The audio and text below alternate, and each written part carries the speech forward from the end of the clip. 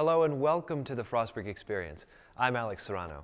On today's show, we'll be discussing the LGBTQ community and FSU's role in diversity issues. We'll also hear about the steps the university is doing to improve community relations. Later in the show, we will be joined by Ms. Robin Winder and Dr. Julie Hartman-Link. They will be discussing how the LGBTQ community has grown on campus and what the university is doing to promote and protect diversity. We start this episode of the Frostburg Experience with a look at how the Japanese culture uses fashion. Here's field reporter Derek Lefwich with more. Fashion is a form of expression. You can express your personality, culture, and history all in the things you wear. But just like any other form of art, it can be perceived in many different ways. In order to find out more about these perceptions of specifically American and Chinese fashion, we had a chance to speak with one of our international students, Darcy, who was able to give us an outside opinion on why these perceptions might exist. In China, they have over 2,000 years of the cultural and the history, and in the America, it's a new country in my mind, I think, and the culture is from many different places. And in China, it's just China, just between many years ago, just like this. Darcy then explains how she perceives the fashion from both America and China. Just arrived American for 4 months, so I can't define the fashion of America, but I think in the school, the fashion is the dress you like. Just you feel happy, you dress what kind of clothes you think is good. I think this is fashion. In Chinese, many girls, when they go out, they will dress up, they will make up, they will put themselves very brilliant, very beautiful. They want to be beautiful. But here, I think people in normal life, they don't really care their dress. They just want to comfortable. But in formal places, they will, of course, there's no doubt they will dress up.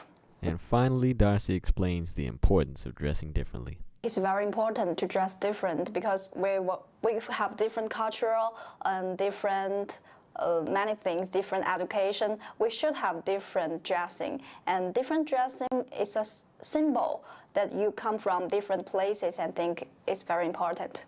For the Frostburg Experience, I'm Derek Lefwich. Thanks, Derek. International students express themselves in a variety of ways. While fashion is widely appreciated around the world, it is important to remember that it is as equally diverse. The Japanese culture is recognized for its unique style. When we come back, we'll be joined in the studio by FSU Japanese student Kako Nizao. Welcome back. We are joined in the studio by FSU Japanese exchange student Kako Nizao. Welcome to the show. What do you like most about attending school in America? I think small class. I mean, in my university, it's so big. Like I'm going to Tokyo. It's too much people. So usually I take the class every day. Like it's too big classroom, and 50 to 100 students in there. Wow. So I just listen to professor. But in here, like 20 to 30 students. So I can do presentation and discussion. Like I mean, everyone can participate. So it's good for students. How would you describe Japanese culture? I think Japanese culture is like cute. Cute in Japanese, we say kawaii. I think some foreign people know kawaii. I mean, you know, anime is very popular culture in the world. Like it's like very cute character, you know, like Pokemon, you know that, like that. So, how would you describe fashion trends in Japan? Okay. Yes, I think many people look like same. I mean, many people care about trend.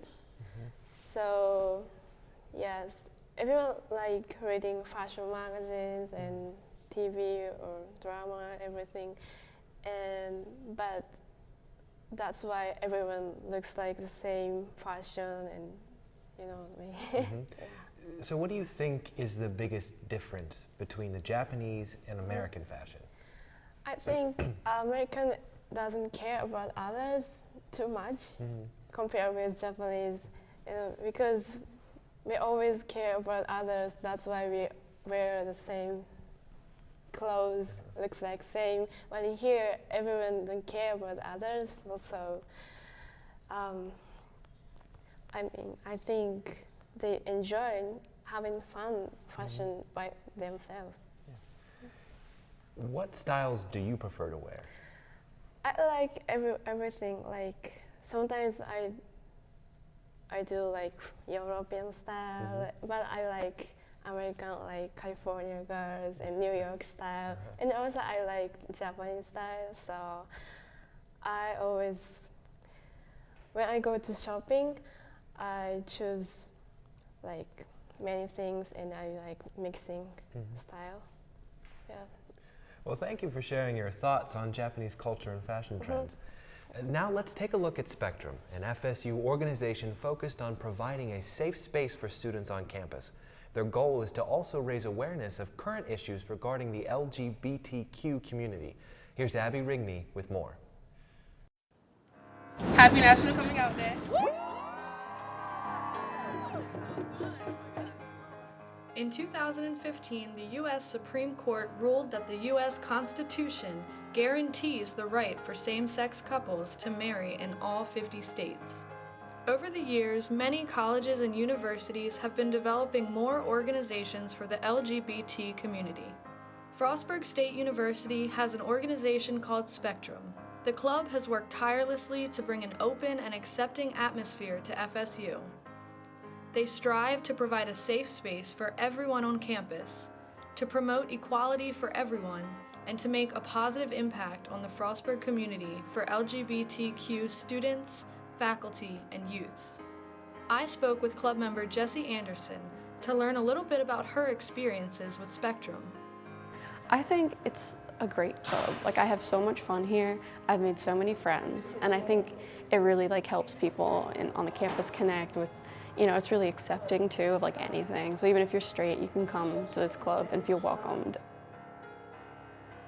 Well, I thought the march was really fun, and I think it brought Frostburg's community together, because there were people in classes that I've seen that I didn't know were part of the LGBTQ community, and I saw them there, and it was really fun to know, oh, we have something in common, and it was a lot of fun to bring people together. And I'm going to speak on this because it's important that I recognize that we as a whole can overcome those other small obstacles if we become a we. But within this community, I recognize that things like sexism and misogyny does not allow everyone to have an equal space at a table. Frostburg, one university, a world of love. For the Frostburg Experience, I'm Abby Rigney. Thank you for that, Abby. When we return from the break, we'll be joined by Spectrum's head advisor, Ms. Robin Winder, and FSU Associate Professor of Sociology, Dr. Julie Hartman-Link. They will be with us to talk about the club's history as well as its plans for the future. Please stay tuned. Welcome back. We're joined in the studio by Ms. Robin Winder, advisor of Spectrum, and Dr. Julia Hartman-Link, former advisor of Spectrum. Welcome. Thank you. So when was the original club for Spectrum started, and who started it? Well, I tried to dig up that information for you. I've talked with alums who have told me they were involved in the organization going back into the early to mid 1980s. So we know it's had a long history here at Frostburg, but it has kind of ebbed and flowed. I know the more recent iteration started in the early 2000s. Father Ed Hendricks, who was at the Osborne Newman Center, and Dr. Linda McCullough, who's now retired but was in the theater department. She and they kind of helped advise the organization then, and it was the Gay Straight Alliance when I took over as advisor in 2008. So it's been in different names and different forms, but at least since the early to mid 1980s, there's been some kind of active LGBTQ organization on campus. So how many events has Spectrum held over the semester? Well, they generally meet every Thursday. The first Thursday of the month, they have an open mic night. But they had one major event, National Coming Out Day, in October. So I think their goal was to have more next semester, but it was pretty significant. So how has Spectrum's name changed over time? Well, as I said, in 2008, when I sort of took on the role of advising, they were the Gay Straight Alliance, which I think was a reflection of trying to include more the straight ally supporters into the organization. As I advised them, they then became BT Glass, Breaking Through Glass, which was an acronym standing for bisexual, transgender, gay, lesbian, and straight supporters. And that name change came with the idea of putting the B and the T, which are so often at the end of the LGBT, at the beginning, for one, but also the idea of breaking through the glass, like smashing stereotypes about the LGBTQ community. And then, as you know, different folks have been involved with the organization who either identified as non-binary gender, agender, part of the polyamorous community. The organization kind of changed to Spectrum to incorporate all the different identities that are part of the gender and sexual minority community. What is Spectrum's hope for the future of the club? For the future of the club, they hope to be successful in increasing the sense of safety and the welcoming atmosphere on campus. They feel pretty safe on campus. In the community, not quite so. They also want to increase their membership. It's, of course, primarily for students who are part of that identity group, but also for allies. And so helping people become more aware of the role of an ally, the needs for ally, and working together. Good. So how has the number of club members grown over the years? Well, at least in my time, and Ms. Weiner can kind of talk about current numbers, it's really ebbed and flowed. We've struggled sometimes to even have a full exec board where you have, you know, president, vice president, secretary, and treasurer, so having at least 4 different people. Other times, I mean, I've been to meetings where there were 30 or 40 students who were in attendance. So it's really kind of changed, you know, semester to semester even, not even necessarily year to year. I would say typically the group has usually had 12 to 15 really core members who, you know, show up meeting after meeting and are more involved in the organization. But of course, as is the problem with every student organization, right, you have leaders that come in and they do something silly like graduate, and you know, you have to, as much as we love to see them, see students move on, How dare they, right? yeah, how do we rebuild after they've moved on sometimes is a problem. So we have had rebuilding years where, you know, we've kind of struggled for membership after having like a big graduating class that has left us. But yeah, so there's been times that there's been more or less, but usually there's a good number of folks that are involved. If someone wants to get involved, who should they contact? They can feel free to contact me as advisor in the Center for Student Diversity, Equity, and Inclusion. They could go on Bobcat Connect. They could look at the Facebook page. They can also contact the current president, but of course that's going to change with the year. Janelle Stout, also known as Blue, is the current president. What more do you think the university can do to help embrace diversity on campus? I think a lot of it is about messaging and making sure students know where they can get help when they are having issues. A few things I think the university has done that have been great on this particular issue is several of us, myself included, and Ms. Winder, helped to create the Safe Zone program here on campus for faculty and staff as well as student leaders who want to be recognized as allies to the LGBTQ community. It's a training, and then you get sort of a little card that goes on your door that you can show, you know, I've been through this training, I'm an ally, and a safe person to talk to, a safe zone on campus. And I think that's been a great program. I think, you know, putting some more resources behind that. We haven't been able to have trainings recently, and I know there's quite a few faculty who would like to be trained as allies, so I think putting some more resources into that kind of programming, and again, sending messages about how to get help and support, whether it's an issue, you know, with gender identity and sexual orientation. The Office of Title IX is a good resource for that, as well as the Office of Diversity, Equity, and Inclusion. And also, you know, in my own role in women's studies, I'm more than happy to talk with students and try to help them, you know, sort out what's going on and be a supportive person for that as well. Well, thank you both for your insights on Spectrum and how it has evolved over time. Let's now turn our attention to the University Police and Community Relations. Here's Derek Lefwick with a look into a new initiative being embraced by FSU Police Department. In America, multiple decisions made by police have become questioned because of a combination of misrepresentation of video evidence and excessive force. In order to combat this mistrust, multiple police departments have decided to volunteer on the use of full-worn body cameras. Frostburg State University's campus police is one of those police departments. Here at Frostburg State University, we had a chance to speak with the chief of Frostburg State's campus police, Cynthia Smith, who was able to further explain the background behind the use of these cameras. The body-worn cameras have kind of been out there probably for the last 2 years or so. It's a new technology. I'm sure you're aware there's been instances across this country where law enforcement's actions have really come into question. Practically everyone has a cell phone, and cell phones can produce video. So really, when you look at body-worn camera, it's just another piece of the puzzle.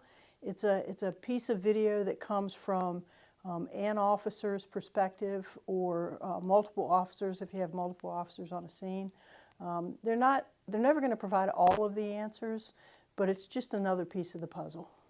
The chief then elaborates on how the body-worn cameras were received by the students and the impact they have had on the relationship with the campus community. The technology and the fact that we were deploying it was enthusiastically embraced. So I think, yes, I think, you know, I can say without reservation that it has helped to build and reinforce and really cement our relationship, because we're, you know, I think we've worked really hard to have good relationships with our community, and this is again just another piece of continuing to build and foster that relationship. There's always some truth to two sides of a story, but with the implementation of body cameras, you can find the full truth with independent perspectives and full transparency. For the Frostburg Experience, I'm Derek Lefwich. Thanks, Derek. When we return, we'll be joined in the studio by Sergeant Tom Bevan, one of FSU's police officers. He will talk about why the department is voluntarily using body cameras and the positive difference they hope to make. More coming up after the break. Stay with us. Now joining us is FSU police officer Sergeant Tom Bevan. Welcome to the show. Hi, Alex. Thank you. So how long have you been on the police force? I've been on the police force now since 2010, so it's been a little over 6 years. Loving every minute of it. So why did you decide to become an FSU police officer? You know, when I was a kid, who didn't want to be a police officer? And I was working here at Frostburg State University in facilities, and yeah, I had some friends who were police officers. They thought that I would be a good fit for the force, and I saw the job opening and thought that I could, you know, help the community in a better way. So I applied, and I was afforded a good opportunity, and here I am. So what is a typical day like for an FSU officer? Oh my, I wish I could say it was all excitement and car chases and action and fun, but we have a lot of tasks. There's nothing routine. There's nothing normal about our day. We're responsible for security of the buildings, security of all the students, monitoring traffic, making sure that the community is safe in general, making sure that, you know, all the university functions are going accordingly. So we have our hand in a lot, and every day is different. Mm-hmm. So why did you decide to start wearing the body cameras? I think one of the main reasons, I think it's the future. That's the way we see law enforcement heading in the future. One of the things that we've noticed in the community in general is whenever we were on calls, everybody had their cell phone out and they were recording us. So you tend to have that one-sidedness when that occurs. And, you know, for transparency issues and to show that the community that we are willing to show our side of things and we have nothing to hide, I think that we chose to participate in the program to, you know, further that, to say, hey, we have nothing to hide. This is what we do on a daily basis. So do you believe wearing body cameras will help strengthen community ties? I don't think it can hurt. I think it will definitely help, and it seems to be a positive thing up to this point. We've been wearing them now for several months, and just they've had a very positive reception in the community. We haven't really. It takes a while to gain ground, gain traction with, going to court and having the evidence there and having the footage available to the public. So we're just starting to get into that now, where we're seeing the footage start to come together with court cases and incidents out on campus where people are starting to request the footage and stuff. So how has the FSU Police Department worked to strengthen relationships with on and off campus communities? Well, we've always had a very good relationship on campus. We've always been doing crime prevention activities, participating in ORI presentations, active shooter presentations. We've earned the governor's Crime Prevention Award, I believe, and don't quote me on this, I believe it's been every year since 1990. So we've got a long history of crime prevention on campus.